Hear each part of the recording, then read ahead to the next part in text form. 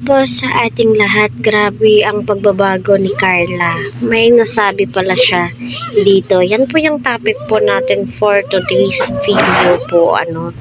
So dito ay malaki po talaga yung pinagbago ng buhay nila Carla.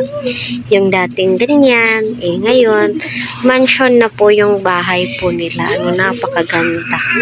Napakalaki ng sala, may terrace pa, no? At napakalaki din po ng kanilang mga kwarto. So, unang-una, napakaswerte po ni Carla, sa mga sponsor niya, viewers niya. Grabe yung pagsusuporta po sa kanya. Mula noon hanggang ngayon, hindi po nagbabago po yung views po nila. At mas lalo po siyang tinatangkilik ngayon. Napakaswerte po nilang dalawa ni Jomar, sa totoo lang po, Kaya patuloy po natin suportahan si Kalingap Rab, Kuya Val at ang buong team. Huwag po natin skip ang kanilang ads para sa ganun nga po ay marami pa pong kababayan po natin ang kanilang matulungan. Napakaganda din po ni Carla, sa totoo lang. Napaka-natural po yung mga datingan po ni Carla. Napakasimple po niya, napakabait.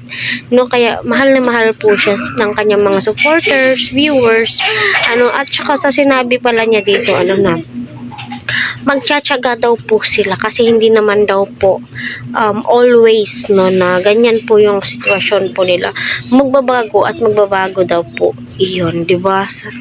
So totoo naman po, di ba? Ang laki na po ng pinagbago ng kanilang buhay.